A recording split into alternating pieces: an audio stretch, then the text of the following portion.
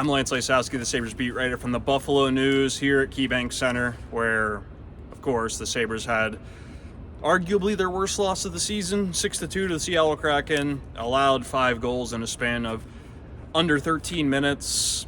More of the same, right? And unlike the losses to Colorado, the Kraken are one of the worst teams in the Western Conference. They came in here with a 1-8-2 record in their last 11 games. Not a good hockey team. You saw that in the first period with the way that they played. And yet again, the Sabres, their approach to the second and third periods, they thought it was going to be easy. And nobody got to the net. You look at the 6-on-5, Lindy Ruff pointed it out.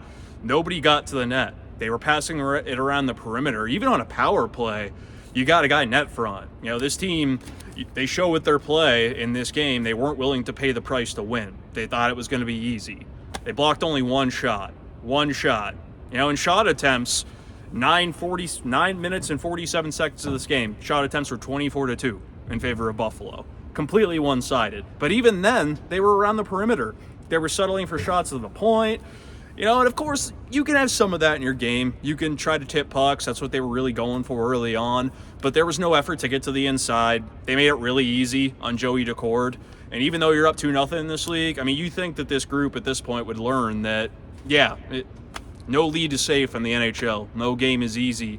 And it goes back to really a recurring issue we've seen with this group the last 2 years, and you're going to see it in the story that I wrote off of this game. It is time and again the stubbornness and overconfidence in their ability to score. You know, they follow a simple game plan to get leads early in these games, and they throw it all away by trying to overpass, make the perfect play. And you can go back and look at the goals and see who was to blame on each one. Pretty simple breakdowns, you know, especially when you're looking at the way this team defends man-to-man. The mistakes are obvious. But you can't overlook all the plays in the offensive zone beforehand. You know, whether Peyton Krebs' overpass on a power play, Tage Thompson, one of his worst games of the season. And I'm not trying to pick on any one player. I think a lot of guys didn't play very well in this game. Just trying to look for that perfect opportunity when really just simplify. Play it along the wall, win puck battles. You know, they got punched in the face and they didn't respond well. And, you know, we could sit here and talk about the roster. And this really does go back into the piece that I wrote. Yes, they need another right shot defenseman to play with Owen Power. They need another middle six forward. But if talent were that big of an issue on this team, they wouldn't be scoring first as often as they are. They wouldn't be building these multi-goal leads like they are. You know, this team could score. Fact of the matter is, though, that the makeup of the roster is what's off right now. And it goes back to leadership, in my opinion. You know, like Henry Jokiharju, Jacob Bryson, you look at some of the forwards up front. Peyton Krebs is one of them right now at this stage of his career where they are NHL players. They can play in the NHL. But are they the type of NHL players this team needs right now? You need leadership, right? And you've pinpointed, you know, Kevyn-Adams, I'm saying this as, he's gone through this process over the last 3 years of pinpointing who he wants to build around, who he wants to be here, who he wants to sign, and he's made it obvious with the long-term contracts who some of those guys are. Tage Thompson, Dylan Cousins, Rasmus Dahlin, Owen Power, Mattias Samuelsson. Okay, you picked your guys. Trading that couple of them now is going to be extremely difficult, so really your best course of action now is to build the right mix around them. And to Kevyn-Adams' credit, he's done some good things in that regard by bringing in Ryan McLeod. We really can't include Jordan Greenway in this because he's been injured. Jason Zucker was a good signing. There's not enough, though, right? They didn't do anything to the defense this past summer.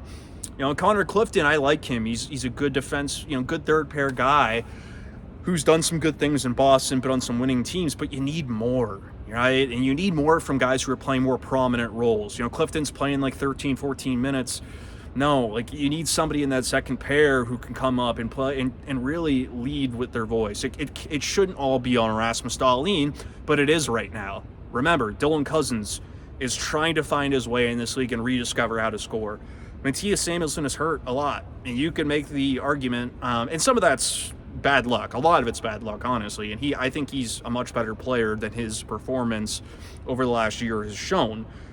But as far as leadership goes, Bo Byram is ahead on that ladder, right, on that leadership scale than Matthias is. Bo Byram's won a Stanley Cup, and although he's younger, he's been around guys who know how to win. So your leadership group is filled with younger, inexperienced players. 4 of the 5 haven't won in this league at all. They haven't been in the Stanley Cup playoffs. The only exception is Alex Tuch, who admittedly doesn't prefer to lead through his voice. He does it through action. Well, somebody's got to lead with their voice, right? And I think it's important for general manager, the coach, the owner, I don't care who's making the decisions with this roster right now, to identify that obvious shortcoming. And it goes back to even the last core, Jack Eichel and Sam Reinhart. Those guys weren't surrounded by the right types of veterans. Tim Murray made trades to bring in veterans. Ryan O'Reilly was, obviously a good one, but too many of them weren't the right types of veterans. You look at, Evander Kane is the most obvious example, and we'll leave it at that. You need to bring in the right guys. I like Ryan McLeod, but he doesn't really strike me as the type who's going to lead with his voice. He's still trying to figure out his role in this league and on this team.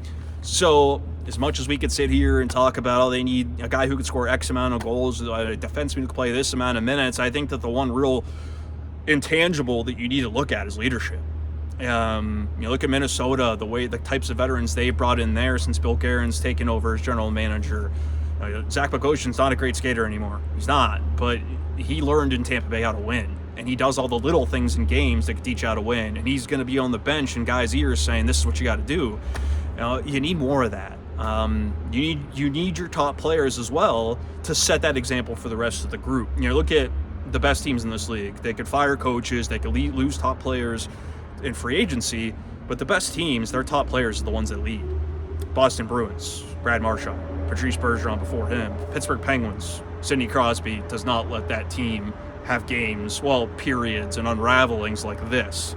Some of it's out of his hands now because that team's so bad, constructed-wise, but that is an issue that will need to be addressed, not only leading up to the trade deadline, but also this summer. And you could sit here and tell me about no trade clauses and whatnot, but it goes back to scouting. This team's pro scouts need to be on the road more. This team's pro scouts, and I don't think it's just scouting. I think it's the way that they're evaluating players. I don't, as much as we could sit here and talk about analytics are going to show you how good of a leader a guy is. So it goes back to scouting. It goes back to identifying those traits that you need within your group. And that's what this group needs. Like Eric Johnson last year, there was a good idea behind that. He was a good leader.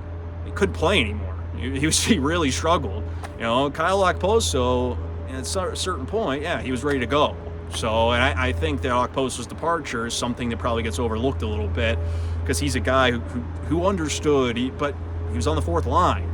You need your top guys to be that voice. You need some of your bigger difference makers. So when we sit here and talk about second pair defensemen, they need one. They need a right shot defenseman to play next to Owen Power. Well, whoever you bring in better be a leader and better be willing to speak up and say the right things and get this group back on the same page. Because at this point, we've seen multiple coaches have not been able to get these bad habits out of these players. And you're not going to be able to trade everybody. Sorry, I know some fans are at the point where they're ready to push that button. You're not going to do it. You're not trading Rasmus Dahlin. You're not trading Tage Thompson at this point. So you've got to teach them the way. Jack Eichel didn't learn it until he went to Vegas. Sam Reinhart didn't learn it until he went to Florida.